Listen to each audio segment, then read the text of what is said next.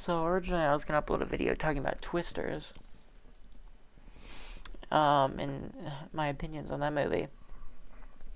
But then a dumpster fire of Minecraft server released, and my plans changed. So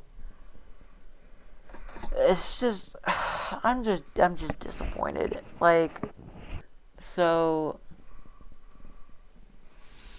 it's really laggy. And I'm talking both server lag and client FPS lag. It's actually it's terrible. And then on top of the lag, there's this weird thing with the textures for NPCs and the special objects that aren't just retextured blocks. They just turn pink and unload basically, and eventually your once enough of them unload, your game will just crash. Not even the server crash. It'll send you back to the server's screen. It'll just your entire game will just close. The other thing is there the maps. There's only one map for each of the 4 game modes, so it just gets really boring really quickly, and you have to play these games dozens of times. Dozens. Sometimes more if your game is breaking constantly. And then there's problems with the game starts, which I'll get to in a second. But first, let's talk about Sands of Time. Besides there being one map and it getting boring quickly, there's only 2-ish issues, 3, I guess. Mobs will just this is an issue with any game mode that has mobs, which is 3 out of the 4 of them. But mobs will just hit you from 4 or 5 blocks away, and it's just it's just ridiculous. It's just ridiculous. This entire.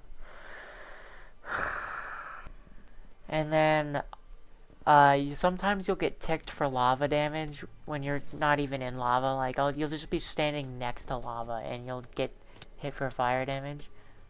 And it's not even fire, you clipped it, you're on fire for 3 seconds. No, it's you fell in it and you're on fire for a good 12 seconds. And then there's Ace Race.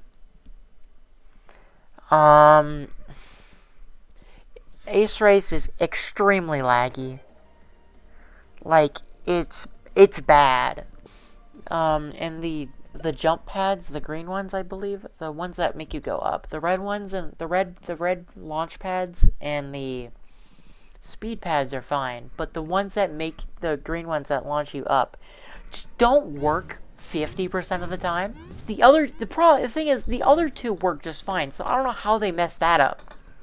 And then there's Meltdown, which on my notes it says I haven't been able to play yet because of the game start bug, which I'll explain now, but I was able to play 1 game. So there's 3 bugs to do with the game start. The first one is the games when you start a game, it'll give you an estimate for when the game is going to start, because it usually sends you into a lobby where there's a game going on. The estimates are really inaccurate, which is strange because now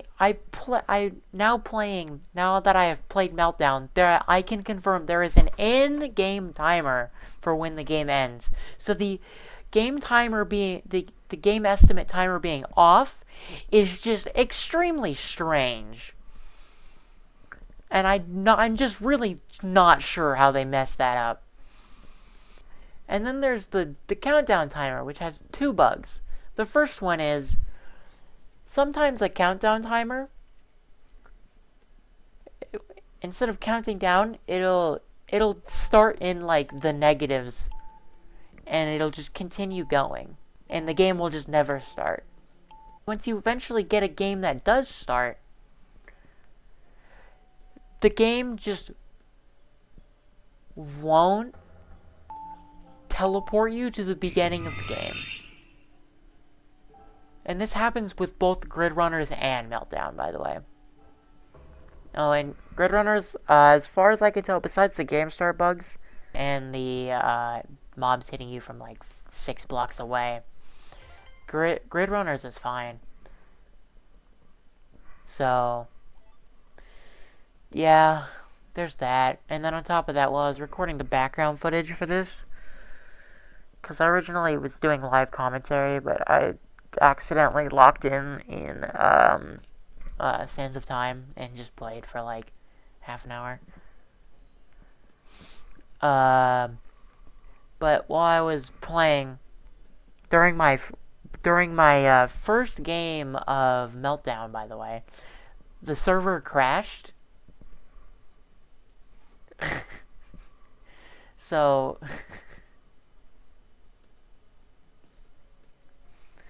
there's that. I just find it ironic that I just come across the server crashed while I was recording background footage for a video of me talking about how terrible this server is. Honestly, this server is just I don't blame Nox Crew because their Java server is fine. I blame Mojang and Microsoft for deciding it was a good idea to take the mobile port of Minecraft and put it on consoles. That's what causes most of Bedrock's issues. The lag, the randomly, spontaneously dying. Oh, and then there's the thing with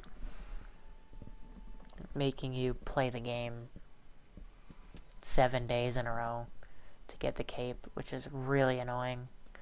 But, whatever. I think that's all now, I think. If I encounter anything else or miss something, I'll probably make a YouTube comment about it. Bye.